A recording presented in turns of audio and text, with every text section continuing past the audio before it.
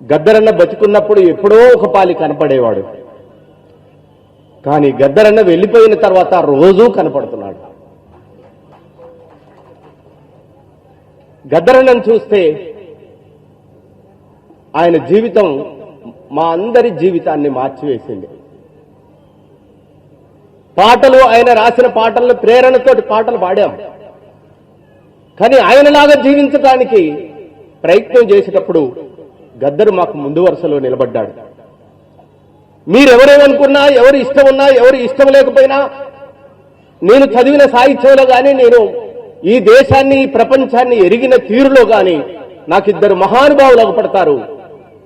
దుఃఖానికి కారణం ఏంటి అని అందమైన భార్యను, అప్పుడే పుట్టిన పిల్లవాడిని వదిలిపెట్టి, రాజ్యం వదిలిపెట్టి ప్రపంచాన్ని ప్రభావితం చేసిన గౌతమ బుద్ధుడు మన కళ్ళ ముందున్నాడు.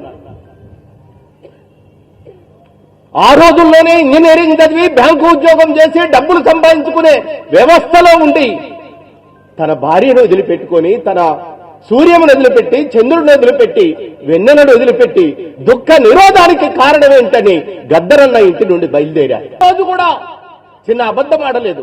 గౌతమ బుద్ధుడు ఏ రోజు కూడా స్త్రీల ఎడల అసభ్యంగా ప్రవర్తించలేదు. గౌతమ బుద్ధుడు తన జీవితకాలం మొత్తం కూడా చిరు మచ్చ లేకుండా జీవించాడు.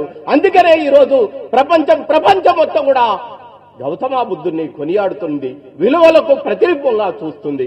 కనీసం గౌతమ బుద్ధుడిని మన ఇంటి ముందు పెట్టుకుంటే మా ఆయన కొంచెం తప్పులు చేయకుండా ఉంటాడు అని ఆడవాళ్ళు కూడా ఇవాళ గౌతమ బుద్ధుడిని తీసుకుపోయి షోకేసుల్లో పెట్టుకుంటున్న సంగతి మనం చూస్తున్నాం. గౌతమ బుద్ధుడు అన్ని సంవత్సరాలు పనిచేసిన తర్వాత రాజ్యంలోకి వచ్చినప్పుడు భార్య రాహులుడు తండ్రి అడిగాడు, బిడ్డా, ఈ ప్రపంచాన్ని మొత్తం ప్రభావితం చేస్తున్నావు బిడ్డ, ఒక్కపాలి రాజ్యంలోకి వస్తావా బిడ్డ అంటే వస్తాను అని అన్నాడు. వచ్చాడు గౌతమ బుద్ధుడు. ఎలా వచ్చాడు? చినిగిన వస్త్రం కట్టుకొని, చిప్ప చేతిలో పట్టుకొని అడుక్కుంటూ వచ్చాడు.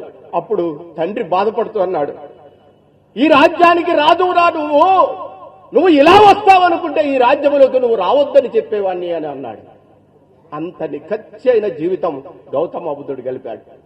గౌతమ బుద్ధుడు ప్రదర్శనలో వెళ్తున్నప్పుడు గౌతమ బుద్ధుని చెయ్యి పట్టుకొని ఒక పిల్లవాడు నడిచాడు.